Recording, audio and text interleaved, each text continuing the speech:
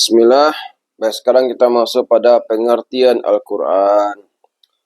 Secara etimologis, Al-Quran adalah masdar dari kata qara'a yaqra'u qira'atan Qur'anan, yang berarti bacaan.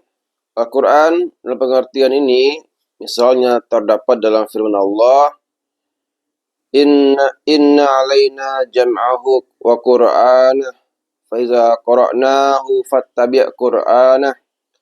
Sesungguhnya di atas tanggungan kamilah mengumpulkannya dan membuatmu pandai membacanya. Apabila kami telah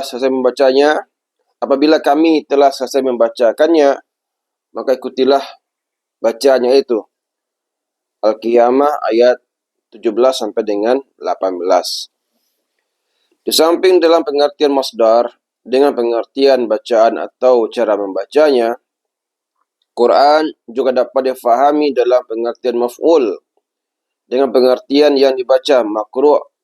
Dalam hal ini, apa yang dibaca makruh diberi nama dengan Quran atau penamaan maf'ul dengan masdar. Menurut sebagian ulama seperti Imam Syafi'i, sebagaimana dikutip Suyuti, Quran adalah isim ghairu mushtaq. Nama sesuatu yang tidak ada asal katanya merupakan nama khusus untuk firman Allah yang diturunkan kepada Nabi Muhammad SAW, seperti halnya Taurat dan Injil yang juga tidak ada asal katanya. Jika Quran berasal dari kata qara'a, berarti setiap yang dibaca dapat dinamai Quran. Secara terminologi, Al-Quran adalah kalamullah al-munazzal ala Muhammadin sallallahu alaihi wasallam al-matlu bit-tawatir wal muta'abbad bitilawatihi, yakni firman Allah yang diturunkan kepada Muhammad sallallahu alaihi wasallam yang dibaca dengan mutawatir dan beribadah dengan membacanya.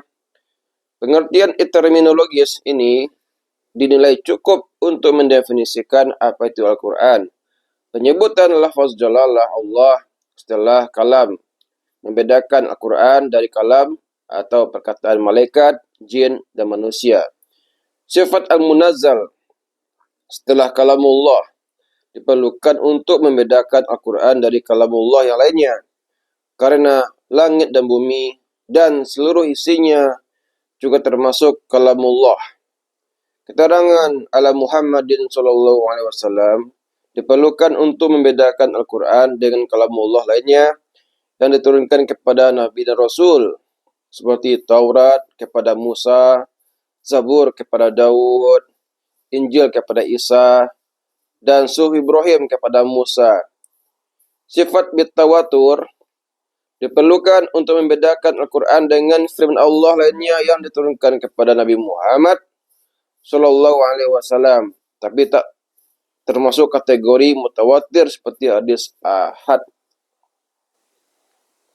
Karena hadis Nabawi pun ada yang bersifat mutawatir, maka untuk membedakannya dengan Al-Quran ditambahkan keterangan di bagian akhir definisi al-muta'abbad bitilawatihi, karena hanya Al-Quranlah firman Allah yang dibaca waktu melaksanakan ibadah seperti solat, sedangkan firman Allah berupa hadis tak dibaca dalam solat.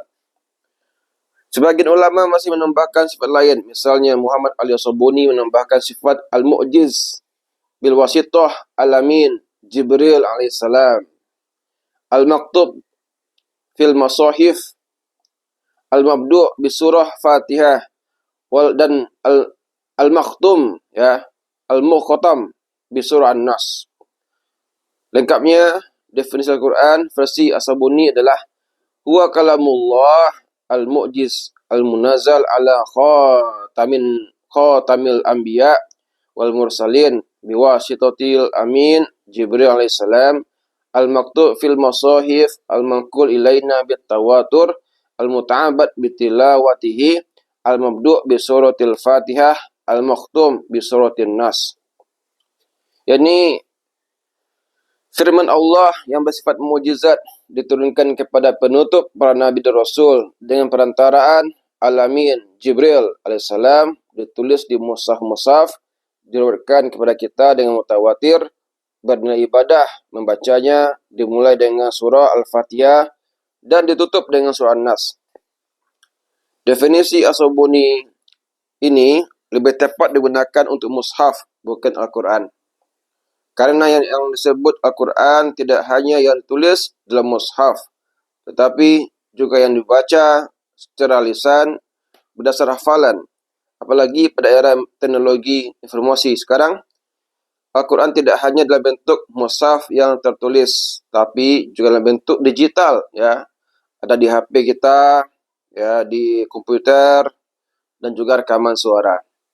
Perlu juga ditambahkan di sini bahwa istilah Quran di samping digunakan untuk keseluruhan, juga untuk sebagian. Jika kita membaca satu surah, bahkan satu ayat saja dari kitab suci Al-Quran, itu sudah bisa disebut dengan membaca Al-Quran. Allah Subhanahu wa taala berfirman, "Wa iza quri'al Qur'an fastami'u lahu wansitu la'allakum turhamun." Dan apabila dibacakan Al-Quran, maka dengarkanlah baik-baik dan perhatikanlah dengan tenang agar kamu mendapat rahmat.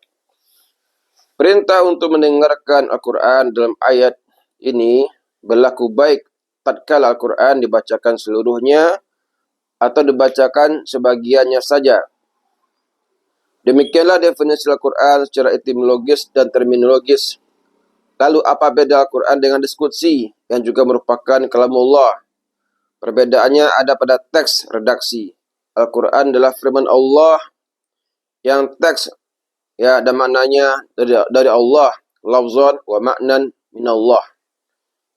Nabi Muhammad SAW hanya berperan menerima dan menyampaikannya apa adanya sebagaimana yang diwahyukan kepada beliau. Sedangkan hadis qudsi adalah firman Allah yang maknanya datang dari Allah, tetapi teks dari Rasulullah SAW. Di samping itu, Al-Quran seluruhnya diriwayatkan dengan mutawatir, sehingga sifatnya qat'i subut. Sedangkan hadis qudsi sebagian besar riwayatnya ahad, sehingga sifatnya zoni as-subut. Hadis qudsi juga ada yang sahih, hasan, dan dhaif. Perbedaan lain, Al-Quran adalah mukjizat yang abadi sampai hari kiamat. Tidak ada yang bisa menjawab tantangannya untuk membuat seperti Al-Quran, walaupun hanya satu surat. Sementara hadis qudsi tidak bersifat mukjizat, dan bangsa Arab dan yang lainnya tak pernah ditantang untuk membuatnya. Begitu juga Al-Quran, beribadah membacanya di waktu solat. Sedangkan hadis qudsi tidak, kecuali hanya bersifat umum. Sementara itu hadis Nabi umumnya, ya, sekalipun teks dan maknanya datang dari Nabi Muhammad, tetapi tetap bersumber dari wahyu, baik secara langsung maupun tak langsung. Untuk hal-hal yang tak mungkin bersumber dari hasil ijtihad beliau sendiri, tentu Nabi mengetahuinya dari firman Allah yang diwahyukan kepada beliau. Misalnya tentang alam barzah, peristiwa yang akan terjadi pada di akhirat, pahala dan dosa, surga dan neraka, dan hal-hal gaib lainnya. Untuk hal-hal seperti ini, tentu sumbernya dari Allah.